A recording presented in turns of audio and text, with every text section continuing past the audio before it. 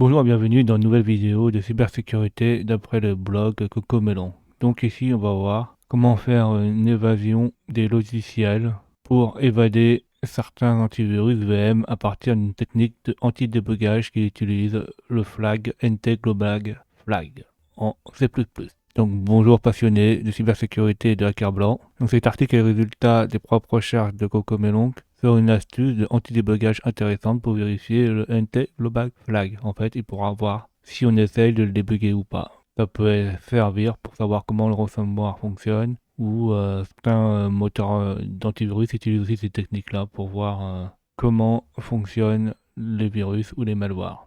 Il s'agit simplement d'une autre façon par laquelle les logiciels malveillants peuvent détecter qu'ils s'exécutent dans un débugger. Alors, qu'est-ce que c'est le NT-Flag? Donc, pendant le débugage, le système définit certains indicateurs. Donc, quand on est sur le débugage, par exemple, le LFG Heap Enable Type Check passe à 0,10 en hexadécimal. Le FLG Heap Enable Free Check passe à la valeur 20 en hexadécimal et le LFG Heap Validate Parameter dans le champ situé dans la structure à 0,40 en hexadécimal dans le Net Global Flag et le PEB. Donc ça, il faudra le voir ça, le Net Global Flag, on va le voir dans le PEB. Donc le Net Global Flag a la valeur, peut prendre des valeurs différentes suivant le système d'exploitation qu'on est. Donc il est à l'offset, donc au décalage 0,108 sous Windows 32 bits et sur Windows 64 bits, il est à l'offset BC. Et les deux sont définis à la valeur 0. Donc vu qu'on va le faire sur Windows 10 et que c'est un système d'exploitation en 64 bits, normalement on devrait le voir à BC. Nous on va utiliser WinDGB Preview de Microsoft. Donc on va essayer de faire comme lui, de voir où est le NT Global Flag. Donc on va faire Windows, on va exécuter un programme où on peut s'attacher, par exemple Blocknote. On clique une fois sur Blocknote. On va ouvrir le debugger WinDBG. Une fois qu'on est sur WinDGB, on va attacher le processus. Donc on fait fichier, on fait attache to process et on sélectionne le notepad qu'on a sélectionné. Et là on va voir ce qu'il y a dans le PEB. Donc on fait dt underscore PEB et on valide. On va regarder à l'offset qu'on avait dit là, donc l'offset BC. Et sur l'offset BC, on voit bien qu'on a le NT Global Flag.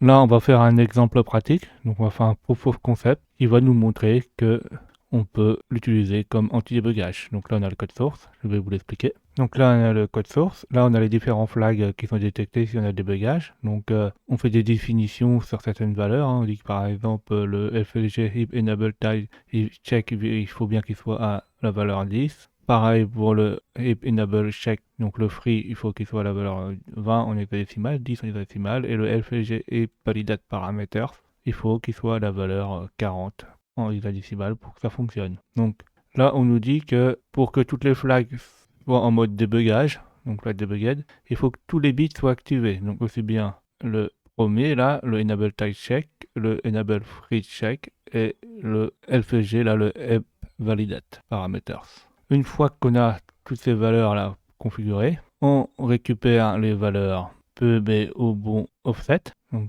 0,60, 0x60, donc vers 60. Et là, on va sur le MyNT Global Flag. On avait vu qu'il y avait un décalage de BC parce qu'on est en 64 bits, on est en Windows 64 bits. Et à partir de ceci là, on va afficher une message box suivant une condition ternaire. Donc si là le MyNT Global Flag existe, donc est bon là, et que là, le NT Global Flag Debugged, donc en fait là, tous les flags là, ont ces valeurs-là, alors, avec les conditions ternaires, elle affichera bout parce que elle a détecté le logiciel de débugage. Donc là, c'est si la condition est vraie. Sinon, si il n'est pas détecté, il va mettre meo. Donc là, il appelle la fonction check, donc check global flag, qui est ça, qui appelle la vérification qui est ici. Et après, une fois que c'est fait, il retourne 0 comme quoi le programme a bien fonctionné. Donc comme vous pouvez voir, la logique est assez simple. Nous vérifions simplement une combinaison de drapeaux que je viens d'expliquer en détail. Donc pour plus de simplicité, j'ai considéré que Windows 64 bits. Oui, parce qu'en fait Windows 32 bits, ça fait longtemps qu'il n'existe pas. Après, vous pouvez faire le test avec des anciennes versions de Windows. Hein. Rien n'empêche d'essayer de faire le test sur du Windows XP ou sur des anciennes versions de Windows 7. Hein. Nous allons le compiler. Donc là, on va ouvrir un terminal où il y a le code source. On le compile, donc avec statique, permissive, etc. Donc le cross-compilateur. Une fois que c'est compilé, donc là on a quelques messages warning, mais c'est pas grave. Et on a un fichier qui s'appelle hack.exe. On va l'exécuter dans un debugger, donc dans x64dbg, et on va voir est-ce qu'il va nous détecter ou pas. Donc, comme on a dit, hein, s'il détecte, il affichera Bohu grâce à la condition ternaire. Hein. Donc, on active le debugger.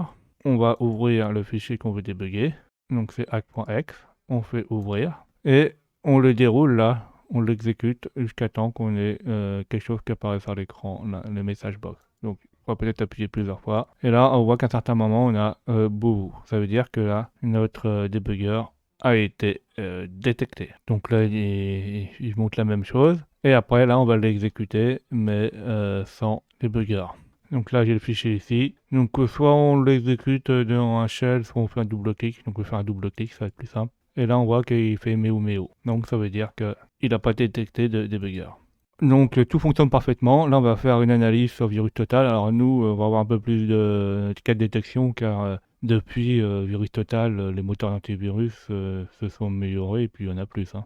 Donc on ouvre un navigateur, on va sur Virus Total, on sélectionne notre fichier, on confirme le téléversement et on laisse Virus Total analyser notre malware. Alors là, ce qui est très intéressant, c'est qu'on n'a pas beaucoup de moteurs antivirus qui le détectent. Il y en a 9 sur 72. Et ce qui est encore plus intéressant, c'est que quand on regarde là, Microsoft, là, donc Windows Defender, ne détecte pas ce genre de méthode d'anti-débugage. En fait, ça lui permet de faire une évasion dans les fichiers malware, etc. Donc nous, on a eu 9 sur 72, on a eu 4 de plus, mais bon, c'est quand même un bon résultat qu'on a vu. Alors, j'espère que cet article fera connaître aux équipes bleues cette technique intéressante et ajoutera une arme à l'arsenal des équipes rouges. Donc, et puis même au RSSI, même à tout le monde qui s'intéresse à la cybersécurité de près ou de loin. Hein. Alors tout ce que je fais, moi, c'est pour des fins pédagogiques. C'est pour apprendre, hein. C'est pas pour faire de bêtises. Hein. J'espère que vous avez appris beaucoup de choses. N'hésitez pas à mettre des commentaires en retour, à mettre des pouces bleus, à vous abonner et surtout à cliquer sur la cloche de notification pour être au courant des nouvelles vidéos.